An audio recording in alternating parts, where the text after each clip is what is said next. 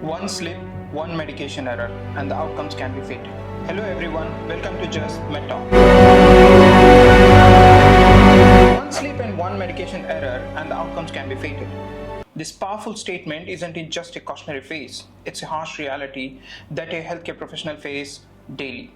High alert medications are unforgiving when mishandled, with the potential to cause several severe harm or even death. So let's dive deeper into the understanding these critical medications, how errors occur, and what we can do to prevent them. This is the category of medications which can lead to dire consequences even with the mistake seem small. So high alert medications are defined as those category of medications which can cause significant harm when they are not used in an intended way. WHO estimates that unsafe medication practices cost the world around $42 billion annually. That's not just a financial loss, it represents lives impacted by these preventable medication errors related to harm.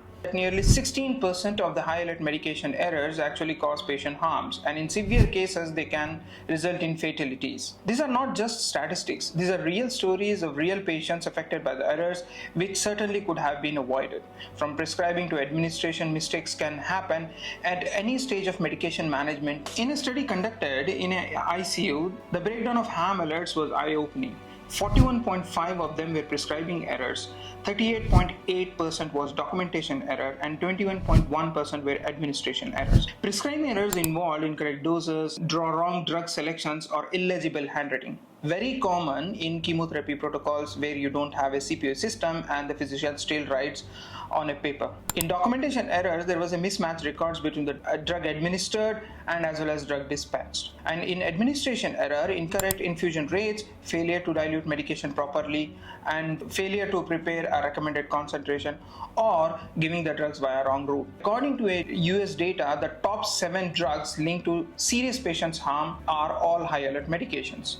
Top 7 medications are insulin, morphine, heparin, concentrated potassium chloride, warfarin, hydromorphone, and fentanyl. Each of these drugs can be life-saving when used correctly, but lethal when handled improperly. High alert medications come in various forms. While the list isn't exhaustive, here are some of the common categories. Insulins, all types of insulins, even the insulins are mixed with GLP analogs, all considered as high alert medications.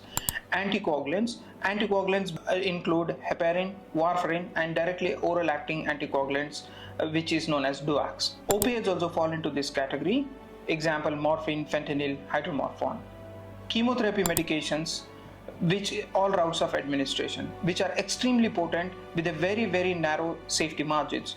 Even the small deviations from these intended use can be catastrophic. And also IV electrolytes which are used for IV administrations like potassium chloride, magnesium chloride, hypertonic sodium chloride, and etc. Neuromuscular blocking agents. Why these medications are categorized as high alert medications?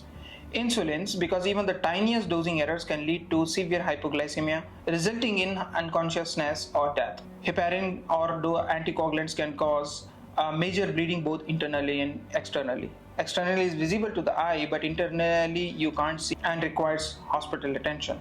Opioids can also known for their pain relief properties, but they can cause respiratory depression and can be fatal. In case of chemotherapy with drugs, these are extremely potent with very narrow safety margins. Even the small deviations from the approved protocols can have the catastrophic effects on the patients. And as far as IV electrolytes, for example, potassium chloride, if it is not administered in a proper way or in a protocolized way or as per the protocol, then it can cause significant cardiac arrest and cardiac arrhythmia. Sodium chloride hypotonic, if it is infused at a faster rate, it can cause cerebral edema and paralysis. A neuromuscular blocking agent, if administered without proper securing the airway, it can cause respiratory paralysis and death. These drugs, whatever I have mentioned, are not the only medications classified as high alert medications. There are other medications which can also be classified as high alert medication, like total parenteral nutrition liquids, because this contains electrolytes. Dextrose 50% also is known as high alert medications. The list evolves as new drugs emerge in the market, more data are available about the profile and risk stratification. So you need to continue and revisit the list periodically. In recent times, we have a number of biologicals available for multiple indications and similar names, both generic and brand wise, which becomes extremely challenging to develop a criteria to categorize as HAM medications. As a pharmacist, every time we handle insulins, heparin, or concentrated potassium chloride, we are holding the medicine where one slip could cause someone's life. So by understanding these errors help us to create a barrier against them and increase their safety profile. As a pharmacist, we are the final checkpoint before the medication reaches to the patient. Catching these errors can literally save life. Let's talk about International Patient Safety Goal by Joint Commission. So the Joint Commission has established 6 international patient safety goals to promote safer healthcare practices globally. Among these 6 goals, IPSG 3 specifically addresses medication safety, especially related to high alert medications. So what is the goal of this IPSG 3? The goal is to minimize medication error and improve patient safety, especially with high alert medications. How to prevent these medication errors associated with high alert medications? You can employ 2 approaches. One, identifying high alert medication. Second is reducing medication errors. Hospital must maintain a list of high alert medication tailored to the specific practice. Whether you practice in quaternary or tertiary healthcare, acute care settings, or you're practicing long-term facility or ambulatory care. The list can be sourced from the website of International Safe Medication Practices, which can be used as a template or a guiding document to maintain or to identify the medication in your formulary as high alert medications. Hospitals should implement the strategies to minimize errors at every stage, whether it's procurement, storage, prescribing, dispensing, administering, and also monitoring. Risk reduction strategies will be explored in detail in my next video. I am not discussing here in detail risk reduction strategies because video will be too long.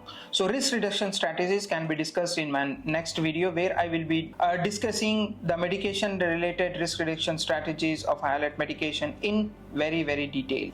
So what does every pharmacist should know when it comes to high alert medication? So high alert medication, there are some strategies where a pharmacist can employ where they can reduce the risk associated with medication errors.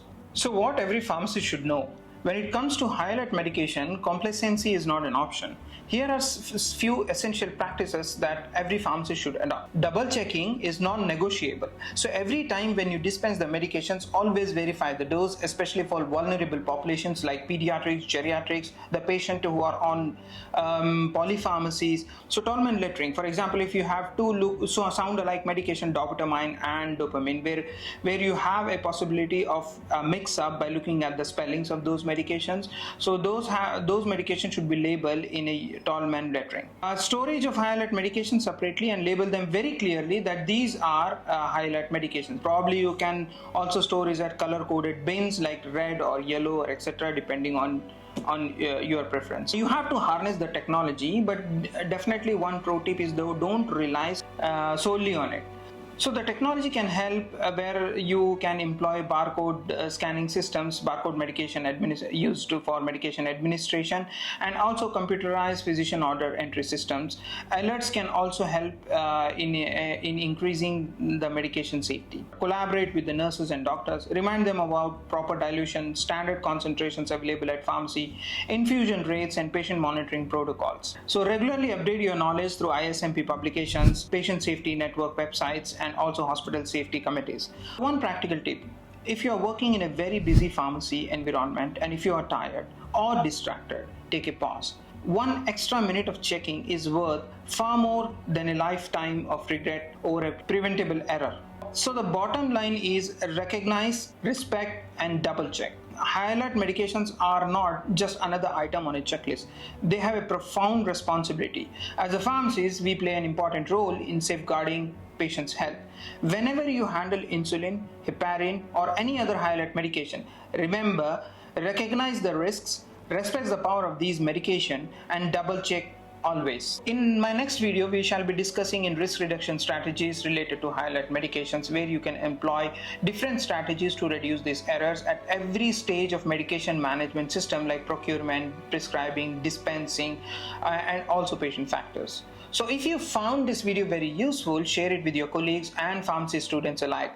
Let's build a culture of safety together. And do not forget to subscribe to Just Med Talk for more insights on clinical pharmacy. Goodbye.